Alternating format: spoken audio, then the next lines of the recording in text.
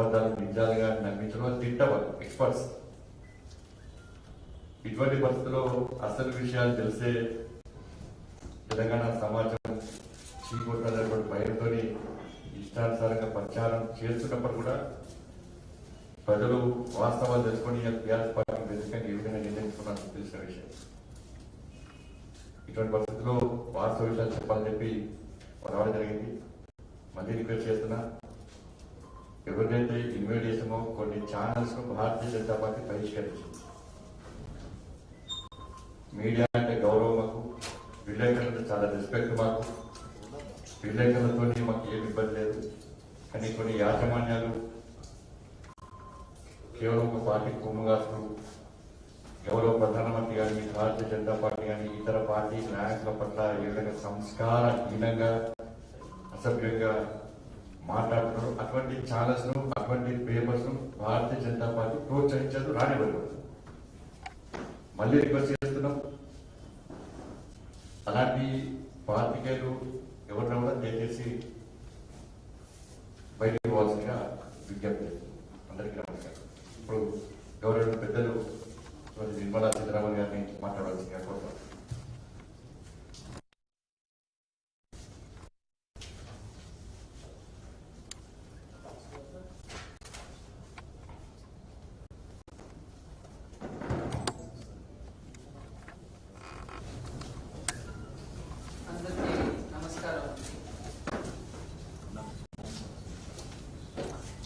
చాలా సంవత్సరాల తర్వాత హైదరాబాద్ ప్రెస్ మీటింగ్.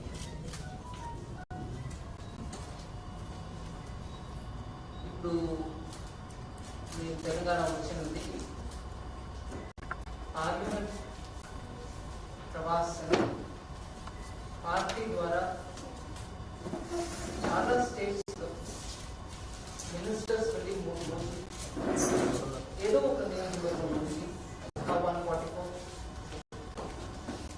అక్కడ ఉన్న కార్యకర్తలతో సంపర్కం చేయడం, వాళ్ళతో మాట్లాడటం, అలాగే వాళ్ళ కుటుంబాలతో వాళ్ళ ఫ్యామిలీలో వెళ్ళి వాళ్ళతో భోజనం, లేదా అక్కడ ఉన్నటువంటి సమాజంలో ఉన్నటువంటి కొన్ని సెక్షన్స్ తోటి మాట్లాడటం, వాళ్ళ మనసులో మాట ఏముంది, వాళ్ళ ఇన్పుట్స్ ఏంటి, గ్రౌండ్లో జరిగేది ఏంటి, వాటికి ఏదైనా ముఖ్యంగా చెప్పాల్సిన విషయం ఉందా అనేది ఒక రకంగా మాట్లాడి అర్థం చేసుకొని రావడం. దీంట్లో ఆ నియోజకవర్గానికి ఒకసారి వెళ్ళాలని ఏం రూల్ లేదు. నేను నా తరఫు నుంచి ఇక్కడ కోఆర్డినేట్ చేసే పెద్దలు, పార్టీ ప్రెసిడెంట్ రవీంద్ర రెడ్డి గారు, వీళ్ళు ఈ పర్టికులర్ ప్రోగ్రామ్స్ కోఆర్డినేషన్ వాళ్ళే చేస్తున్నారు. వాడితో మాట్లాడి నేను ఒక్కసారి కాదండి 2-3 సార్లు కావాలంటే నేను రావాల్సి ఉంటుంది. ఎందుకంటే ఆ 3 రోజుల్లో నేను ఎంత న్యాయంగా అందరినీ కలవడం ఇలా అవుతుంది నాకు తెలియదు. అందుకని కొంచెం బిగ్స్లో హ్యాండిల్ చేద్దామని చెప్పుకొని ఈ బట్టి 3 రోజుల్లో కొంతమందిని మళ్ళీ 2-3 సార్లు అందరినీ కలుగుతామని ప్లాన్. దీని ద్వారా నిన్న మొన్న నాకు చాలా మంచి అనుభవాలు. నా కార్యకర్తలు అందరూ చాలా ఉత్సాహంగా ఉన్నారు. గ్రౌండ్లో వాళ్ళకి ఉన్న సిచ్యువేషన్, అట్లాగే ప్రజల పట్టు ఉన్న సేవా భావంతో నేను ఈ ఇష్యూస్ని ఎలాగైనా తీసుకెళ్ళి రాష్ట్ర ప్రభుత్వం లేకపోతే కేంద్ర ప్రభుత్వంలో చెప్పి దీనికి సొల్యూషన్స్ తెప్పించాలి అనే కమిట్మెంట్ తోటి ఉన్నటువంటి కార్యకర్తలు నాకు చాలా ఇన్స్పిరేషన్గా ఉంటుంది. అది కాకుండా పర్టికులర్లీ ఇంట్లో వెళ్ళి కార్యకర్తలతో ఉండడం అనే ఆ కార్యక్రమంలో కూడా ఒకరోజు భోజనం ఒక ఇంట్లో, ఒకరోజు పొద్దుటే బ్రేక్ఫాస్ట్ ఇంట్లో అని ఇవాళ మార్నింగ్ కూడా ఒక దళిత బస్తీలో ఉన్నటువంటి ఎస్సీ మోర్చా ప్రెసిడెంట్ వాళ్ళ ఇంటికి వెళ్ళాం. మండల ప్రెసిడెంట్ వాళ్ళ కుటుంబం అందరితో సభ్యులతో మాట్లాడడం జరిగింది. సామాజిక వర్గం అని చూసి పర్టికులర్లీ ఒక కమ్యూనిటీ అని ఫార్మర్స్ యాజ్ ఎ సెగ్మెంట్, రైతుల సమస్యల్ని అర్థం చేసుకోవడానికి ఇవాళ మార్నింగ్ ఒక పెద్ద మా కిసాన్ మోర్చా సంబంధించిన కార్యక్రమం, వాళ్ళతో స్నేహంగా ఉన్నటువంటి కొంతమంది రైతులు వాళ్ళందరినీ పిలిపించి ఒక కన్సల్టేటివ్ మీటింగ్ లాగా వాళ్ళ విషయాలు చెప్పడం, అది విన్నాక దానికి జవాబు కాదు కానీ అది విని దాని తర్వాత నా మాట వచ్చినప్పుడు మోదీ బీజేపీ గవర్నమెంట్ 2014 నుంచి వాటి వరకు రైతులకి ఏమేమి చేశారు, ఇంకా ఏం చేస్తూ ఉన్నారు అనేది నిన్న అన్ని మా పార్టీలో ఉన్నటువంటి మోర్చాస్ అంటే 6 మోర్చాలు ఉన్నాయి. Kisan Morcha, SC Morcha, ST Morcha, minority Morcha, OBC Morcha, మహిళా మోర్చా, ఈ 6 కూడా వాళ్ళందరూ కూడా ఒకే మీటింగ్ వచ్చారు. వాళ్ళ ప్రతి ఒక్కరు కూడా వాళ్ళ ఇష్యూ మోర్చా సంబంధించిన ఇష్యూస్ చెప్పారు. అవి సో ఈ పట్టు ఎసెన్షియలీ పార్టీ కార్యకర్తలు, పార్టీ కుటుంబాలు ప్లస్ పార్టీ సంబంధించిన రిప్రజెంటేటివ్స్ వాళ్ళందరికీ సంపర్కం చేయడం మెయిన్ ఈ పట్టు విషయం. సమ్మన్ సెక్షన్స్ నాకైతే చాలా బీజేపీ ఒక సంగారెడ్డి, కామారెడ్డి, నిజామాబాద్ పక్కన ఉన్నటువంటి కాన్స్టిట్యున్సీలో ఉన్న మా కార్యకర్తలు అందరూ కూడా చాలా మోటివేటెడ్ గా ఉన్నారు. It was very very inspirational. As opening statement ఇంతే నేను చెప్పదలుచుకున్నాను.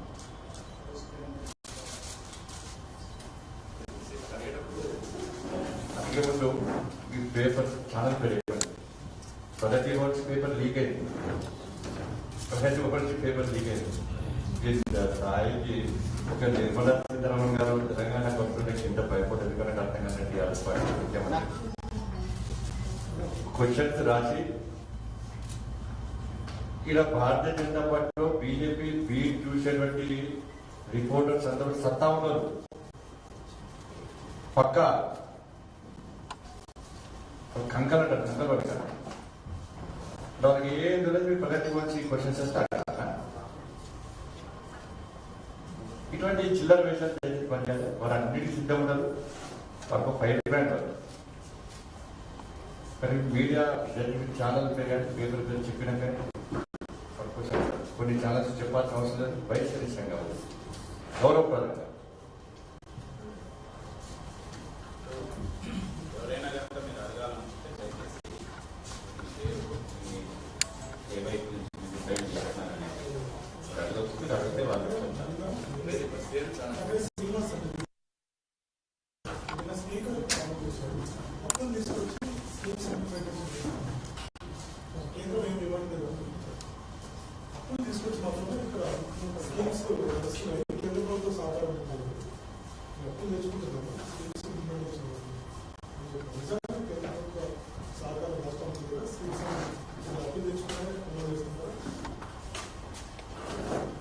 ప్రతి స్కీమ్ కేంద్ర ప్రభుత్వం ఒక వాట ఉంటుందండి, స్టేట్ ప్రభుత్వం ఒక వాట.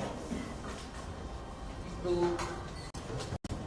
లాస్ట్ 1 year నుంచి ఒక విషయం నేను మీ దృష్టికి తీసుకొస్తున్నాను. డైరెక్ట్ గా దీనికి ఆన్సర్ కాదు, కానీ అది చెప్పడం వల్ల ఈ ఆన్సర్ కూడా మీకు అర్థమవుతుంది. ఇది టెక్నాలజీ యూజ్ చేసి ఎక్కడ కూడా ట్యాక్స్ పేయర్ ఇచ్చిన డబ్బు అనవసరంగా ఒక రోజు ఎక్స్ట్రా కూర్చోకూడదు. ఏ ప్రాజెక్ట్ వెళ్ళాలో ఆ ప్రాజెక్ట్ టైంకి వెళ్ళాలి అనే ఆ దృష్టిలో ఒక సిస్టమ్ తీసుకొచ్చాను. ఇది ఈ ప్రాజెక్ట్ వర్తిస్తుంది నేను చెప్పట్లా, కానీ చెప్తున్నాను. ట్యాక్స్ పేయర్ ఒక్కొక్క పైసాని సరిగా ఉపయోగం చేయడానికి కేంద్ర ప్రభుత్వం ఏమేమి చర్యలు తీసుకుంటాం దాంట్లో ఒక్కటి మీరు గుర్తుపెట్టారు. దానివల్ల డిజిటైజ్ చేసేసాం పూర్తిగా. సెంట్రల్ స్కీమ్ ఒకటి ఉందనుకోండి, దాంట్లో సెంట్రల్ వాటా 60 రూపాయలు పెట్టి స్టేట్ వాటా 40 రూపాయలు పెట్టినాక అది 100 రూపాయలు అయ్యి ఆ ప్రాజెక్ట్ లాంచ్ అవుతుంది. ఇప్పటి వరకు ఉన్నటువంటి పరిస్థితుల్లో ఈ సిస్టమ్ వచ్చే ముందు 60 రూపాయలు సెంటర్ కట్టేస్తుంది, స్టేట్ వాటర్ ఉండదు. నేను తెలంగాణ గురించి చెప్పండి, సిస్టమ్ వ్యాఖ్య చెప్తాను, తెలంగాణ గురించి ప్రత్యేక ఆన్సర్ చెప్తాను. సో ఈ 60 రూపీస్ పెట్టేస్తాం, తర్వాత 40 రూపీస్ స్టేట్ పెడుతుంది. అది ఎప్పుడు పెడుతుందో మనకు తెలియదు. ఈ 60నే ముందు వాడుకుంటారు, లాంచ్ చేస్తారు. దాని తర్వాత ఈ 40 వస్తుందో లేదో మనకు తెలియదు, ఇన్కంప్లీట్ గా ఉంటుంది, ప్రాజెక్ట్ ఇన్కంప్లీట్. ఇంకా ఇవన్నీ వస్తాయి. దాని తర్వాత ఎప్పుడు ఏ టైంలో 40 వస్తుందో ఇవన్నిటి వల్ల ప్రాజెక్ట్స్ చాలా పెండెన్సీలు ఉండిపోతాయి. ఎవరు వాటి వల్ల పెండింగ్ తెలియదు. ప్రజలేమో సెంట్రల్ గవర్నమెంట్ ఇవ్వాల్సిన ఈ ప్రాజెక్ట్ లో ఇంత డిలే అవుతుంది ఏంటి అని అడుగుతారు. ఇవన్నిటికి కూడా సిస్టమ్ ద్వారా మీరు పెట్టిన వెంటనే అడ్డకు పెట్టేస్తాం. Just in matter of minutes ఇది డిజిటైజ్ అయిన తర్వాత దానివల్ల ఎక్కడ కూడా స్టేట్ హిస్సా వచ్చిందా, సెంట్రల్ వాటా రాలేదా, ఇవన్నీ గొడవ ఉండదు. ఇద్దరిది ఒకే టైంలో పడుతుందా. ఈ రిఫార్మ్ తీసుకొచ్చింది మోదీ సర్కార్, కేంద్ర ప్రభుత్వం. ఎందుకు? ఆఫ్టర్ ఆల్ ఒక్కొక్క పైసా ప్రజలది ఎక్కడో ఒక చోట్ల ఆగిపోయి ఉంది, పార్క్ అయిపోయింది, ప్రాజెక్ట్ నడవల.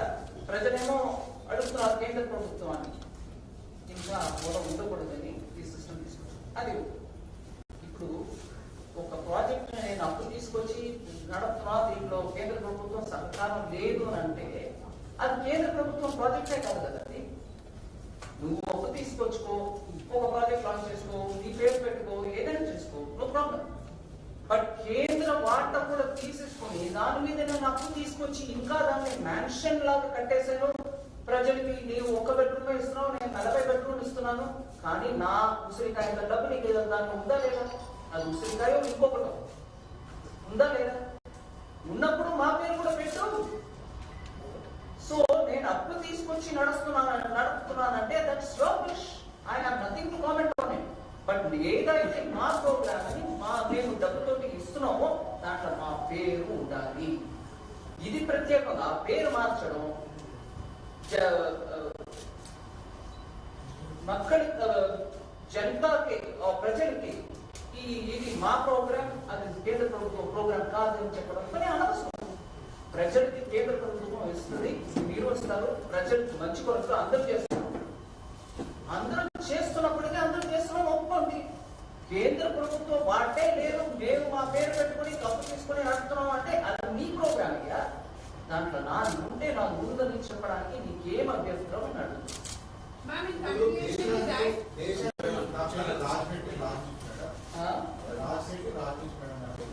అయితే దేశాన్ని సాధే రాష్ట్రాల్లో 5 రాష్ట్రాల్లో తెలంగాణ ఒకటి. తెలంగాణ కేంద్ర ప్రభుత్వం పథకాలు అమలవుతున్నాయి, ఈజీగా తోట పెడతారని రాష్ట్ర ఆర్థిక శాఖ బట్టి అడుగుతున్నాం. దేశాన్ని సాధే రాష్ట్రాల్లో 5 రాష్ట్రాల్లో తెలంగాణ ఒకటి.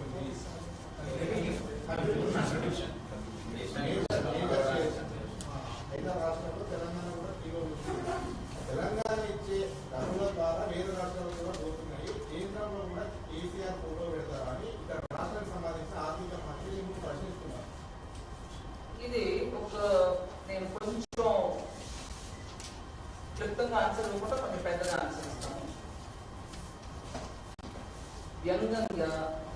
వ్యంగ్యంగా సినికల్ గా ఎంతైనా దుట్టుబాబు, నువ్వు ఎంత కావాలో దాన్ని ట్విస్ట్ చేయి. హిందీలో చెప్తారు కోడ్ మరో విషయం ఏంటి. నేను అదే ప్రశ్నకి నేను ఇంకో రకంగా, తెలంగాణలో హైదరాబాద్ 55% తెలంగాణ ఇన్కమ్ కు కాంట్రిబ్యూట్ చేస్తారు. 55%. నేను ఉదాహరణకి జిఎస్టీ ఎగ్జాంపుల్ తీసుకొని చెప్తున్నా, 50 to 55%. ఆదిలాబాద్ లో ఒక ప్రాజెక్టుకి హైదరాబాద్ ట్యాక్స్ పేర్ ఇచ్చిన డబ్బుతోటి ఇక్కడ నేను చేస్తున్నానని హైదరాబాద్ ఓటర్లు అందరి పేరు మీద నడుపుతారా? హైదరాబాద్ లో ఉన్నట్టు ఎంపీ వారు ఫోటో పెట్టి నడుపుతారా? అక్కడ ఉన్న బిల్డింగ్ మీద అది చెప్తావా హైదరాబాద్ ఇచ్చిన రెవెన్యూ వల్ల ఈ బిల్డింగ్ కడుతున్నాం అని పెడతారా? అట్లా ఉంది. అంటే వ్యంగ్యంగా నేను ఎంతైనా అడుగుతా, వెటకారంగా మాట్లాడతా, అవన్నిటిని సరి సాటి జవాబు ఇవ్వు అనంటే ఇది జవాబు. హైదరాబాద్ 55% మీకు ఇన్కమ్ ఇస్తుందంటే అన్ని జిల్లాల్లో నడిపే ప్రతి కార్యక్రమంలో కూడా హైదరాబాద్ ఎంపీ మీరు కాదు కదా, మరి ఎంపీకి పెట్టుకోండి. ఇట్లా జవాబు ప్రజల కోసం ఎదురు కాంగ్రెస్ పార్టీ కోసం ఇవ్వాలి. బీజేపీ ఒక ప్రశ్న అడుగుతుంది, బీజేపీ నేనెవరు ఇవ్వడంటే బీజేపీ అనొచ్చు. కానీ బీజేపీ అడిగే ప్రశ్న అలాగే టీఆర్ఎస్ అడిగే ప్రశ్న ప్రజలకి దానికి జవాబు కావాలనే దాని కోసం అడుగుతాం. మేము మీరు ఎవరడిగినా, మీడియా ఎవరడిగినా కూడా ప్రజలకి దాంట్లో ఒక ఎక్స్ప్లెనేషన్ కావాలి. అది ఇవ్వడం ఇవ్వకుండా పోవడం అది మీ ఇష్టం. కానీ వ్యంగ్యంగా ఇలా తిప్పితే వ్యంగ్యంగా ఎవరైనా తిప్పగలుగుతారు.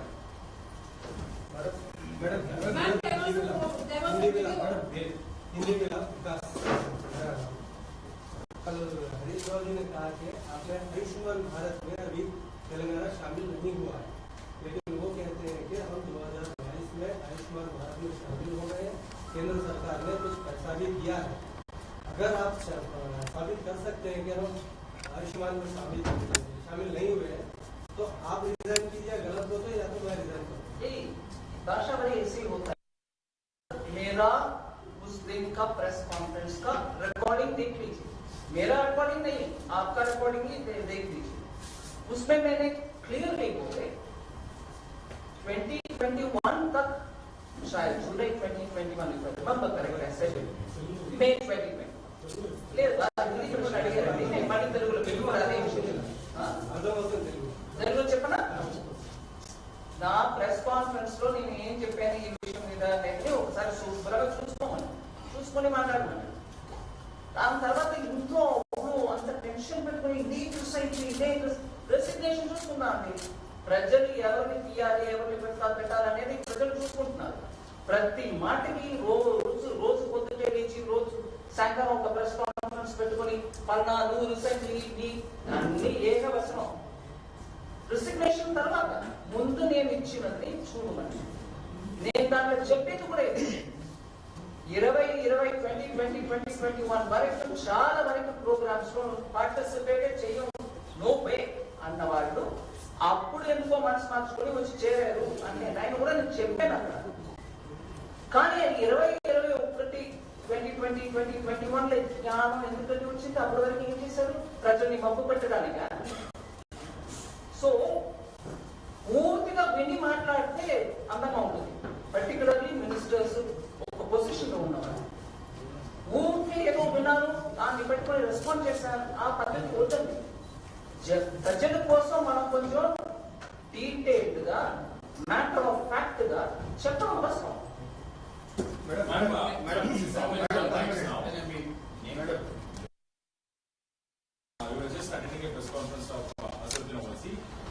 That after Government of India has officially announced that they will be celebrating Hyderabad Liberation Day on September 17th, and big faces to also participate in that celebration. So he has stated that we will also be part of that celebration. So only if the Government of India celebrates it as a National Integration Day rather than Telangana Liberation Day. So what would you like to say on that?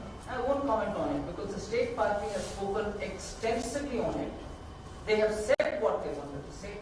I also know of the hesitation of the Telangana government, TRS government, to celebrate that day. Whatever be the name, they didn't want to celebrate it in the first place. It was BJP, the state unit of BJP, which kept reminding me, why won't you celebrate it? Why won't you remember the martyrs of that day? That's what they've been asking. So they have spoken enough on it, I don't need to add. But finally, 1 minute. There's a lady who's been screaming for the last 4 rounds. I'm Aneri from Republic TV. There was a video of yours which went viral yesterday of you pulling up the collector in Kamareddy district. But responding to your video, the Telangana Minister KTR has applauded and he has said that very good job done by the collector is what KTR said. What do you have to say? I am not here to judge whether the collector has done a good job or a bad job. But he is unpleasant with your way of talking to the collector. Can I answer that? I'm not here to judge about the conduct of the collector. But as a people's representative, I have every business to ask the question. And when I ask the question, please point out to me, through that entire conversation before that PDS ration shop, if there was anything objectionable, unparliamentary, discourteous language that I made. So as a people's representative, if I ask a question to an administrator, and if he is unable to give me an answer, I even went to the extent of saying, oh, you don't have an answer now? Maybe after half an hour you can give me. I said that also. Now if after that, somebody, whoever be it, minister, MP, MLA, whoever be it, media, if you think that wasn't right, you have every right to your opinion. But I think, as a people's representative, I have every business to ask and seek an answer. If my language was objectionable, you have every business to comment. But I think I have not crossed any limits of parliamentary language, discourteous language, none of that. So where is the objection? Madam, the 15th Finance Commission has, I'm Rahul from the Hindu. The 15th Finance Commission has clearly recommended to the Government of India to revisit the FRBM Act. After all, the Act is 20 years old. The 15th Finance Commission has recommended to the Government of India to revisit the FRBM Act. It's almost 20 years old now. I am asking this question in the background of frequent proposals of our Chief Minister that the limit of FRBM has not been raised for the government, state government, to raise additional loans. What is your stand on 15th Finance Commission recommends. During COVID, because of the contingency, which was the horizon of the pandemic and the lockdown, the borrowing limits of the states were increased from 3% to almost up to 5%. Some with, a few of them with some conditions which were with an objective of getting reforms through. So the conditions were not indiscreet, they were very clearly aimed at achieving some of the objectives of reform. So the central government, at the time of the lockdown, post the lockdown, because of COVID, understood and in consultation with the states, understood the states and in consultation with the states, increase the borrowing limit. So we have responded where there is a need for increasing the borrowing limits. Madam, one question. This side, I have two questions. One is for the purpose of tax. Very well. This is one thing from India. For the purpose of tax issues, it may be central, state, or local. Is it that the taxes are paid by Karnataka, Telangana, Andhra, or India? Number two, What do you say? Karnataka, Andhra, Or Indians. or Indians? what is the rule for this? Second one, there are lots of illegalities taking place in the case of printing companies. They are violating the RIDA rules, they are circumventing RBI rules and holding the credit. And why is that illegal? What companies did you use as a word adjective? Fintech companies. Fintech. Aggregator, whatever. Why is that no one is illegal? That make collecting deposits. Yeah. You done? I think you've answered your question yourself by saying, is it paid by Andhrites, is it paid by Kannadigas, is it paid by Indians? You have the answer embedded in your question itself.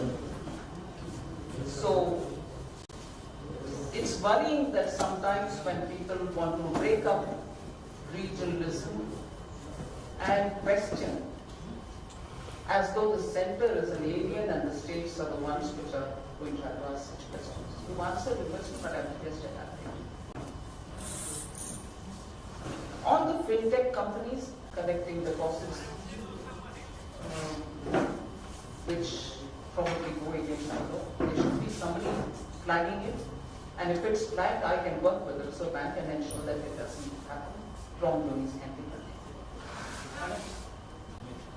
One thing of CNN News 18, which India earlier today had tweeted saying that every rupee that Telangana contributed to the central government, they received only 46 paise. How do you counter this? I think I've answered that several times, and I repeat it. If every individual or state starts saying, I paid so much, so give me that much back, taxation principle doesn't work on the ground. That is why I quoted the example of Hyderabad and Hyderabad district. Will you then say everything that comes from Hyderabad district will have to be spent only in Hyderabad? Will you not use it to other parts of the state? This is a very regressive way of handling issues between center and state. This is a very regressive way. Then many other states equally, which are better probably in terms of the quantum of revenue that they contribute to the central city, you can ask him. It doesn't work that way. And he knows it, I'm sure everybody knows it. It's good for rhetoric, it's good for media, it's good because it keeps the temperature hot and higher, but it is not, I think it's disingenuous, if anything. Madam.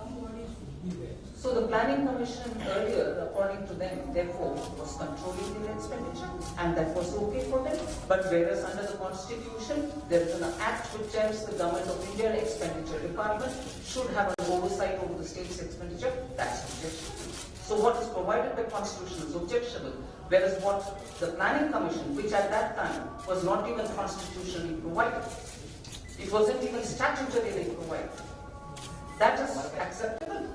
So please, let's do some homework on it. I want to learn more on this. A constitutional provision for the central government expenditure department to make sure that the borrowings of the states are also taken into consideration to understand where the debt to GDP ratio will be is objectionable, whereas you want a body which was not even a constitutionally provided body to govern and say that is acceptable. So I'm surprised at this. Because No arguments here. If you're voicing your view, I'll take it. When? not ma'am. Ma'am, because let us look at Kaleshwaram. Yes. Yes. Right. Absolutely. I should have come out long back. 40,000 becoming 1,40,000. I'm sure it should have come out long time back. I agree. Yeah, ma'am, one question. Ma'am, the GDP growth in the first quarter was 13.5%. Do you see similar double-digit growth for the entire year? Well, I'll hope for. We'll work for it. And I'm also taking into consideration the facts that economies which were far developed than India, economies which are comparable with India like the other emerging markets, and I'm not deriding anybody, but the reality is, at a time when multilateral institutions, whether they are World Bank, IMF or any others, were looking at global economy, are clearly saying that many of these countries are on the verge of recession if they are already not in it.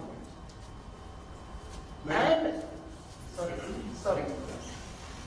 And there are economies which are at a high risk of recession.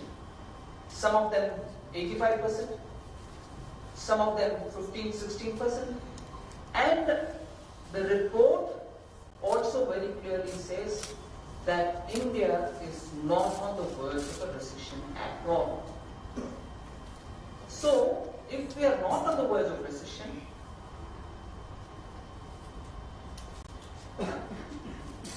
I just read out the numbers so that you know what I'm talking about. This is a Bloomberg report. It says, I'm starting from the highest, not by the size of the economy. Sri Lanka has 85% probability for getting into recession. New Zealand 33%, South Korea 25%, Japan 25%, China 20%, Hong Kong 20%, Australia 20%, Taiwan 20%, Pakistan 20%, Malaysia 13%, Vietnam 10%, Thailand 10%, Philippines 8%, Indonesia 3%, India 0%. Bloomberg report. So, if we are not on the verge of recession, it also gives me the confidence that if we are constantly responsive in terms of the sections which need hand-holding, in terms of the boosts that we have to give the economy, we will keep going on that route. And therefore, the Q1 growth, which some argue saying it's on a low base, but the low base of last year, Q1 over 2020 when there was a lockdown also was low base. So it's all right, whatever be it. Compared to the economies that we are talking about, we are still on a very sound wicket. We are literally the fastest growing economy. The number, whether it is 7.8, 7.5, 7.4, all that is later when it comes.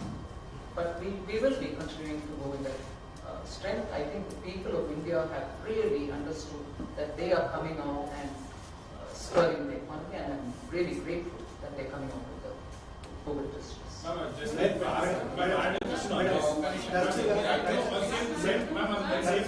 Telangana మంత్రులు కానీ ముఖ్యమంత్రితో సహా కేంద్రంలో వచ్చి ఆరోపణ చేస్తారు. తెలంగాణ మీద నిర్లక్ష్యంగా వ్యవహరిస్తుంది బీజేపీ కేంద్ర ప్రభుత్వం అని చెప్పి ఆరోపణ చేస్తుంది. విభజన చట్టంలో పొందుపరిచిన హామీలను అమలు చేయడం దగ్గర రాష్ట్రానికి కావాల్సిన ట్యాక్సుల విషయంలో కూడా ఒక రకమైన నిర్లక్ష్యంగా ఉంటుంది వీళ్ళ ఆరోపణ. ఇక వాస్తవం ఉందా? 1% కూడా వాస్తవం లేదు. నేను ఖచ్చితంగా ఈ అబ్స్ట్రాక్ట్ గా నిర్లక్ష్యంగా ఉన్నారు, మాకు ఏం చేయట్లేదు, మాకు ట్యాక్స్ ఇవ్వట్లేదు. ట్యాక్స్ గురించి వారు అడిగి ఉండడానికి నేను చెప్పాను. ఫార్ములా ఫినాన్స్ కమిషన్ ఇస్తుంది. ఎవ్రీ మంత్ ట్యాక్స్ రెవల్యూషన్ ఆ ఫినాన్స్ కమిషన్ ఇచ్చిన అదే ఫార్ములా మేరకి మేము ఇస్తూ పోవాలి. అది ఇవాళ వరకు అప్ టు డేట్ గా ఉన్నాం. అది మాత్రం కాదు, కొన్ని నెల నేను అడ్వాన్స్ రాబోయిన మంత్లో ఇవ్వాల్సినది కూడా ముందు ఇచ్చేసి, సో దట్ వాళ్ళకి చేతులు ఉండాలి, ఖర్చు పెట్టేవాళ్ళు వాళ్ళు స్టేట్స్ అని చెప్పుకొని టైంకి ఇవ్వడం మాత్రం కాదు, ముందే ఇవ్వడం కూడా జరిగింది. 4 సార్లు మొత్తం అట్లా చేసాం బిట్వీన్ 2020 అండ్ బిట్వీన్ 2021 అండ్ ఇప్పుడు. సో ట్యాక్స్ ఏ రేట్ వేస్తున్నాం అనేది ఫిక్స్ చేసేది మేము కాదండి, it is central finance commission. 1. 2, ఈ స్టేట్కి నాకు ఇష్టంగా ఉంది, వీడికి ఎక్కువ ఇవ్వాలి, వీడికి తక్కువ ఇవ్వాలి అని చేయడానికి నాకు అక్కడ ఏ మాత్రం స్పేస్ లేదు, చెయ్యలేను. సిస్టంలో బిల్డ్ అయి ఉంది, అందులో అది కుదరదు. 2. 3, ట్యాక్స్ సెంట్రల్ గవర్నమెంట్ కలెక్ట్ చేసి ఇది పార్లమెంట్ లో కూడా మాటమాటికి వస్తుంది. మీరు ట్యాక్స్ డివాల్వ్ చేసేది ఒకటి, అది కాకుండా నాన్ డివాల్వ్ అదే సెస్ అని కలెక్ట్ చేస్తున్నారు, అది డివల్యూషన్ లో రాదు, అవన్నీ మీరే తీసుకుంటున్నారు కదా అని మళ్ళీ తెలంగాణ నుంచి కూడా ఆ మాట వస్తుంది. మేము పార్లమెంట్ లో కూడా దీనికి జవాబు చెప్తాం. ఆ కలెక్ట్ చేసే సెస్ ఊరికే చెప్తున్న ఉదాహరణకి ఎడ్యుకేషన్ సెస్, హెల్త్ సెస్, ఇలా building roads infrastructure cess collect చేసిన అన్ని కూడా స్టేట్స్ కి పోతాయి. కలెక్ట్ చేసే అమౌంట్ అన్ని కూడా మీ రోడ్ ప్రాజెక్టుకి, మీ స్కూల్స్ కి, మీ హాస్పిటల్స్ కి, మళ్ళీ సెంట్రల్ గవర్నమెంట్ కానీ ఒక క్షేత్రం అని ఏం లేదండి. కలెక్ట్ చేసే డబ్బు అంతా కూడా ఏ కారణానికి కలెక్ట్ చేస్తున్నామో ఆ కారణానికి ఖర్చు పెట్టాల్సిందే. నేను పార్లమెంట్ లో డేటా ఇచ్చాను, ప్రతి సెస్ కి కలెక్టెడ్ అమౌంట్ ఎంత, ఇప్పుడు వరకు ఎంత ఖర్చు పెట్టామని. 2/3 సెస్ లో కలెక్టెడ్ అమౌంట్ కంటే ఎక్కువ ఖర్చు పెట్టాం. అందువల్ల ఏ రకంగా కూడా ఈ ఆరోపణలో ఒక్క మాట కూడా నిజం లేదు. Finance Minister says the per capita debt is 89,000 for Telangana and that for the country is 1.25 lakh. based on what you said the other day. So would you like to clarify on that? And to that, they say the nets are in the FRBM limits and there are not many loans. Oh, I'm very glad you asked this question. I'm actually very glad that you asked me this question. It's one thing to have your debt very much under the FRBM limits. Good, and that's how it should be. There are out of the budget borrowings which you also do, and these are when your public sector undertakings under the state government or any other such, who have revenue source of their own and whose board takes a call and then you go and borrow. And then that board, that company can repay it. But what is shown in the budget, which the central government also under the FRBM asks, say how much is it? Is it 4%? Is it beyond 4? Is it 5? And during COVID period, it didn't have to go beyond 5 and so on. If you borrow under this under the FRBM, but probably borrow as much or more outside of that, which doesn't come into the budget. It's outside of the budget. Now both put together, you may say, why should you put together? They have taken care of by borrowing because they have a provision to borrow. They also are seeking permission and then borrowing. But many of that is beyond their capacity and it doesn't even come into your budget. You're not telling the people of Telangana or the elected representatives about that burden also getting added on here. So, in a way, we're all spending time talking about things, saying, no, it is blue, dark blue but not light blue, but that it is blue is the discussion. And that, in a way, by getting further, deeper in this conversation, Telangana is probably accepting that they are actually beyond the limit. So it is this, but it is not that. Are Baba, both put together, it is that. Will you put together? You shouldn't put together, will be the next answer. I can tell you by before the time I leave from the city, there will be one more response. There will be one more response to say, no, what is she saying? You can't add these two. I'm not saying add these two, but eventually the state is getting burdened by out of the state budget borrowing as much as this. This at least is in the knowledge of the assembly, that is not. So the out of the budget borrowings, you're already acting for the previous years, it should be retrospective instead. I'm not getting into that debate, ma'am. We can have it separately. I'm not refusing to it. ఒక్క నిమిషం అండి. జవాబు చెప్తున్నప్పుడు నాకు అంత intelligence లేదు. నాకు అష్టావధానం చేయడానికి మెల్లబెడతాను. So it's all right. We can always get into the details of this is not it, that's not it. Is she talking like this? Overall, and I quoted the former finance minister of Telangana when I said every child born in the state has now got 1.25 lakh on their head. What was the response to it? No, it's not 1.25, it is probably 110. You are admitting that you're burdening the future generation. More hair story. Please. Ma'am, you said about I just want to say about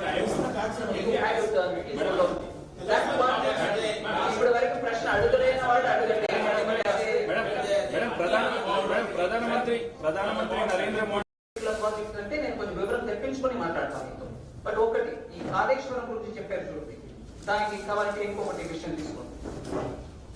ఒక proper DPR అంటే ఏంటి? Draft project report, detailed project report which comes draft version లో అది approve అయినాక అది వెళ్ళి finalise అవుతుంది. అది it was not even prepared. నేను ఆల్రెడీ 40 to 1,40,000 చెప్పాను.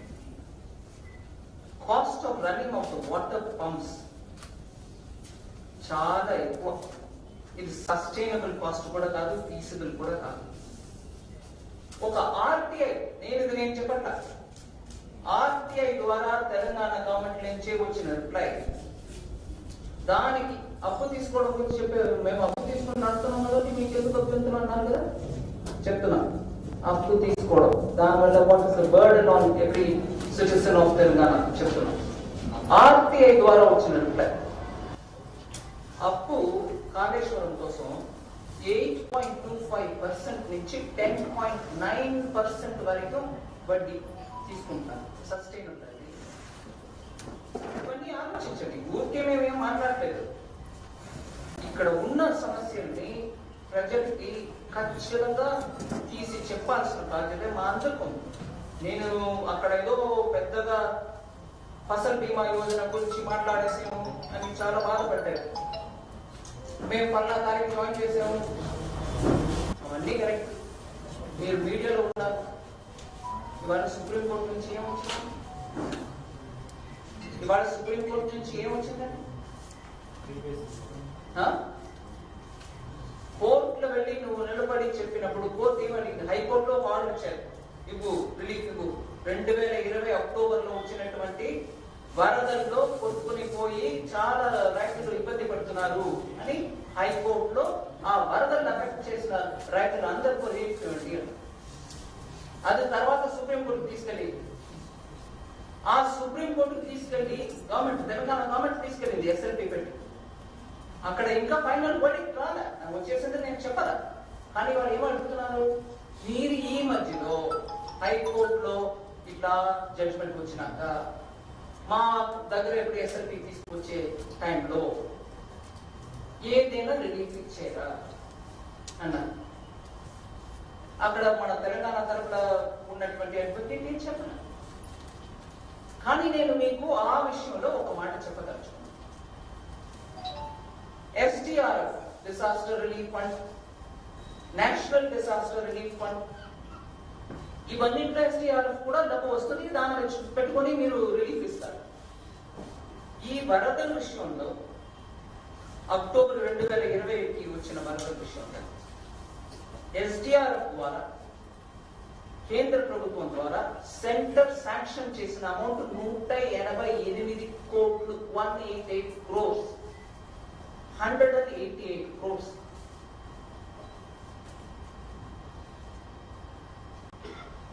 ఫిబ్రవరి 2021కే వచ్చేసింది.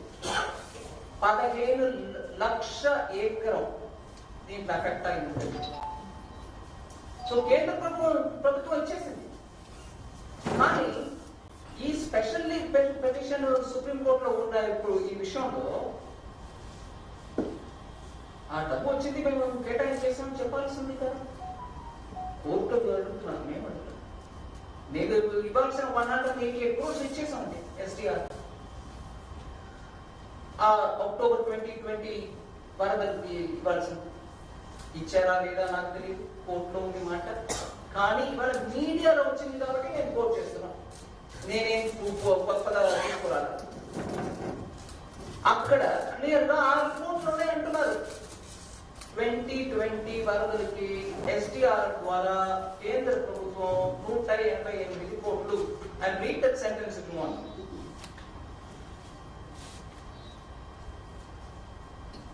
The state government had submitted in a final report to the center in October 2020, giving detailed tables establishing severe crop loss in 15 lakh acres, and that the center had sanctioned rupees 188 crore from the disaster response funds MDRF or SDR in February 2021.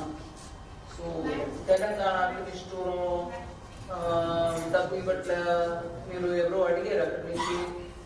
ఇవాళ వచ్చిన మాట నేను చెప్తున్నాను, ప్రతి ఒక్కట్లు ఇదే ఇస్తూ పోతున్నాం. కానీ నిష్ఠూరం అది ఇది రోజు జవాబు చెప్పడానికి వీళ్ళకి మాకు సరిపోవాలనే రకం చెప్తున్నారు. మేము అలసట ఉండదు, మాకు ఖచ్చితంగా జవాబు చెప్తూ ఉంటాం. కానీ దాన్ని ఇటు అటు తిప్పేసి ప్రజల్ని మబ్బు పెట్టడానికి చూస్తే గ్రౌండ్ లో వెళ్ళి ప్రజలకు చెప్తామండి. దానికి తయారవుతాం. ఇటీవల ప్రధానమంత్రి నరేంద్ర మోడీ అనేక సందర్భాల్లో ఉచిత పథకాల గురించి మాట్లాడుతున్నారు. ఇటీవల వచ్చిన RBI రిపోర్ట్ లో కూడా తెలంగాణ ఫ్రీ స్కీమ్స్ లో టాప్ లో ఉంది. ఇక్కడ రాష్ట్ర మంత్రులు కావచ్చు, ముఖ్యమంత్రి కావచ్చు అనేక సందర్భాల్లో అన్నారు బీజేపీ ఉచితాలకు వ్యతిరేకం, మేము ఇస్తూనే ఉంటామని చెప్తున్నారు. దాన్ని మీరు వ్యతిరేకమా అని కూడా ప్రశ్నిస్తున్నారు. ఇస్తూ ఉంటామంటే నేను దాని గురించి మాట్లాడతాను ఏమిటి, కానీ దీంట్లో ఈ చర్చలు మన అందరూ భాగస్వామ్యం తీసుకోవాలి. We should become a party to this discussion. అదే నేను, ఎందుకంటే ఉచితంగా ఇస్తున్నాం అంటే ఆ ఉచితానికి అర్థం ఏంటి? ఎక్కడో ఎవరో ఇస్తున్నారు. వాగ్దానం ఇచ్చి ఉచితంగా ఇస్తున్నాం అని అంటే నువ్వు పవర్కు వచ్చినాక దానికి కావాల్సిన ప్రొవిజన్ నీ స్టేట్ చేయగలుగుతుందా? నీ దగ్గర అంత సొమ్ము ఉందా, అంత ట్యాక్స్ రెవెన్యూ ఉందా అని అసెస్ చేసుకొని దానికి కావాల్సిన ప్రొవిజన్ ని బడ్జెట్ లో చూపించండి. నేను ఉచితంగా 15 లక్షల రైతులకి లోన్ వేవర్ 1 లక్షం తలుచుకున్నా, దానికి ఇంత అమౌంట్, ఆ అమౌంట్ నేను బడ్జెట్ లో పెట్టాను. మా స్టేట్ లో అంత సొమ్ము ఉంది, నేను పెడతాను అని పెట్టి చూపించండి. నేను ఉచితంగా ఇస్తానని చెప్పి వాగ్దానం, ఓటు, తర్వాత పవర్ రావడం, దాని తర్వాత ఎవరో డిస్కామ్, జెన్కో వాళ్ళు కట్టేస్తారా అంటే డిస్కామ్, జెన్కో ప్రజల దగ్గర వెళ్ళి నాకు ఓటు ఇవ్వని అడగరా, నువ్వు అడిగావు. దానికి ప్రొవిజన్ చేసే ఆ రెస్పాన్సిబిలిటీ కూడా మన దగ్గర ఉండాలి. అంత రెవెన్యూ స్టేట్ లో ఉందా ముందు చూసుకో. లేదు అప్పు తీసుకునే ఇస్తాం అని అంటే అప్పుకు తగినట్టు రెవెన్యూ వస్తుందా అని మీరు ప్లాన్ పెట్టండి. అప్పు తీసుకుంటాం అంతే, తర్వాత వచ్చేవాళ్ళు చూసుకుంటారు అనే రకంగా చేస్తే అది రెస్పాన్సిబుల్ గవర్నమెంట్ కాదు. ఇవన్నీ ఇది ఒకటే కాదు, ఈ ఇంకా చాలా ఆర్గ్యుమెంట్స్ ఉంటాయి, అవన్నీ కూడా రావాలి. మీడియా మనం అందరం కూడా దాంట్లో పాల్గొవాలి. Thank you very much. వారికి బీజేపీ స్టేట్ ఆఫీస్ వచ్చి మీడియా దీంట్లో పాల్గొన్నందుకు, ప్రవాస్ యోజనలో 3 days హైదరాబాద్ పార్లమెంట్ లో పాల్గొన్నందుకు వారికి బీజేపీ